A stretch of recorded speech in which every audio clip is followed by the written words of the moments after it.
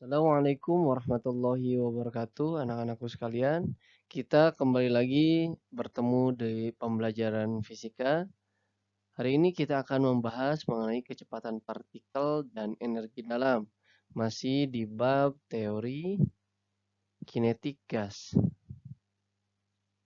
Nah, langsung saja kita akan membahas kecepatan partikel. Nah, kecepatan gerak partikel itu dirumuskan dengan Pi RMS sama dengan akar 3 kT per M. Kalau kita belajar kemarin tentang energi kinetik, ini turunan dari energi kinetik. Kita tahu bahwa energi kinetik sama dengan 3/2 kT kan. Nah, dan kita tahu juga bahwa kita ubah energi Eka di sini jadi setengah mp kuadrat. Setengah mp kuadrat sama dengan 3/2 kT. Yang kita cari pi-nya. Oke, pi kuadrat sama dengan berarti berapa? 3/2 KT itu ya. Yang ini pindah jadi 2-nya jadi di sini ya. M-nya jadi di sini ya. Itu ya. Berarti di sini dikali 3 kali 2 6. 6 bagi 2 berapa? Jadi 3 ya. Berarti 3 KT per M. Nah, di sini kan masih pi kuadrat. Untuk menjadikannya hanya pi, jadi kita akarkan di sini jadi 3 KT per M. Nah, itulah asal muasal dari rumus kecepatan atau kelajuan efektif. Biasanya disebutnya kelajuan efektif. Atau bisa juga kelajuan efektif ini dirumuskan akar 3RT per MR atau 3nRT per M gitu ya. Atau sama dengan 3P per Rho. Seperti itu. Oke, untuk lebih jelasnya kita ke contoh soal. Jika massa jenis gas nitrogen, massa jenis itu apa? Rho ya.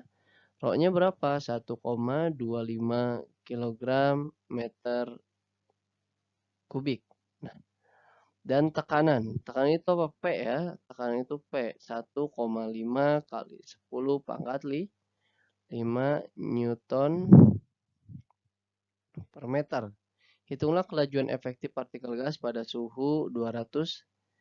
T-nya itu 227 derajat Celcius. Seperti itu. Nah, yang dicarikan Pi RMS ya. Pi RMS kita menggunakan rumus yang akar 3P per Rho. Jadi rumus-rumus yang tadi itu kita gunakan sebagaimana soal yang diketahui di soalnya apa aja. Di sini kan ada P dan Rho ya. Rho dan P. Maka kita gunakan rumus yang ini. Langsung saja 3P berarti 3 dikali 1,5 kali 10 pangkat 5 per 1,25. Oke. Sama dengan berapa? Ini 4,5 kali 10 pangkat 5 dibagi 1,25. Ini kalau dijabarkan jadi yang ini nih 450.000 ya. Nah, dibagi 1,25. Hasilnya itu 360.000. Akar 360.000 itu adalah 600. Berarti PRMS-nya berapa? 600 meter per sekon. Seperti itu ya. Jadi rumus yang banyak itu yang tadi disesuaikan saja dengan soal yang diketahuinya itu apa saja. Seperti itu. Nah, sekarang ke contoh soal yang kedua. Suhu gas nitrogen pada kelajuan RMS atau root mean square sama dengan P1 adalah 300 Kelvin. Jika kelajuan RMS gas nitrogen diperbesar menjadi 2 kali P1, maka suhu gas nitrogen tersebut berubah menjadi, nah, di sini ada dua keadaan. Ada P1 berarti ya, dan ada P2. Kita pakai rumus yang mana? Kita ini P1, kita menggunakan perbandingan ya, P2. Nah, kita tahu bahwa rumusnya itu apa? 3 kT per M ya. Berarti per 3 kT per M juga. Nah, 3 kT per M.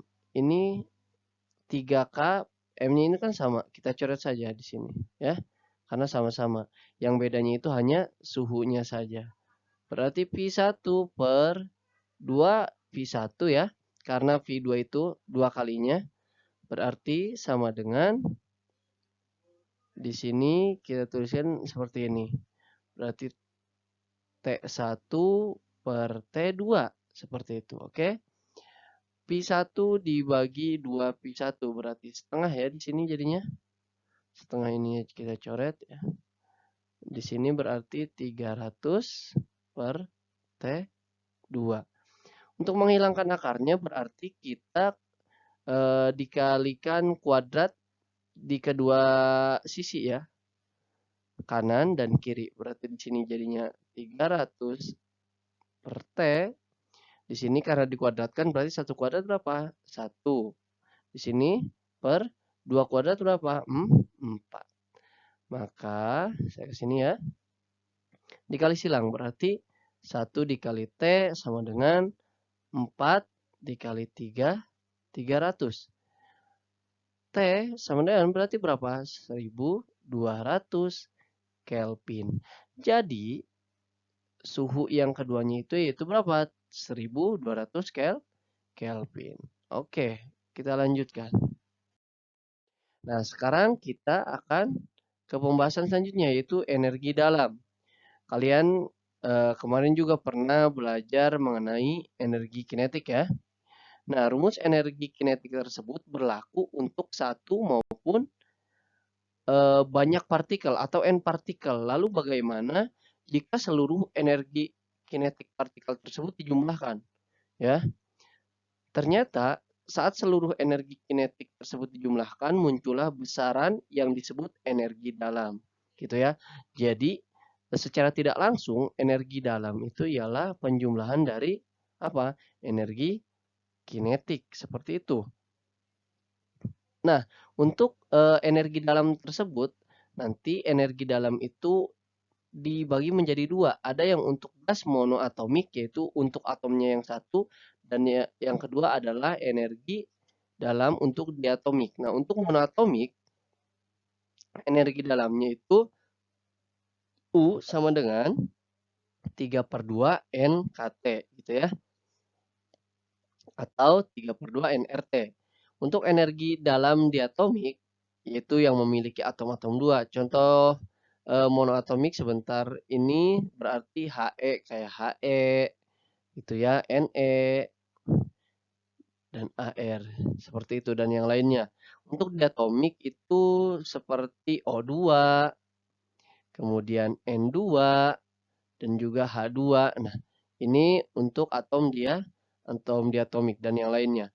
Nah, pada suhu rendah ini ada 3 keadaan. Kalau suhu rendah untuk diatomik itu yaitu berkisar kurang lebih itu 300 Kelvin. U-nya itu berapa? U-nya itu apa? 3/2 NKT, hampir sama kayak ini ya, monoatomik. Nah, kalau seandainya pada suhu sedang yaitu di kurang lebih 500 Kelvin, maka yang diubah apa? 5/2 NKT gitu ya. Untuk suhu tinggi berarti berapa? Suhu tinggi itu 7/2. Nah, suhu tinggi itu berkisar di 1000 Kelvin. Seperti itu ya. Nah, untuk lebih jelasnya kita ke contoh soal. Oke.